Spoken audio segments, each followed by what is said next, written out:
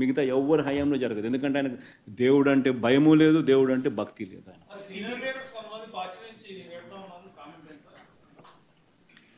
ఎవరు పోతా ఉన్నారమ్మా? సీనియర్ లీడర్ పోతా ఉన్నాడు. ఏమవుతుంది? నీళ్ళు ఏమవుతుంది? ఇంకోరు వస్తారు.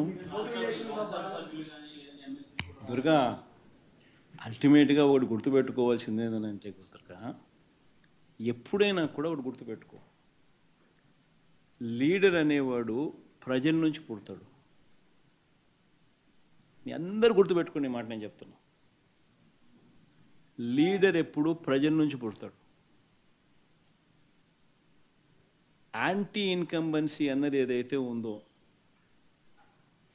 ఈ సూపర్ 6లు సూపర్ 7లు ఎప్పుడైతే వీళ్ళ అబద్ధాలన్నీ మోసాలు అయినప్పుడు, వీళ్ళ మోసాల నుంచి అది కోపమైనప్పుడు ప్రజల్లోకి, ఆ కోపం నుంచి వచ్చే ఓటు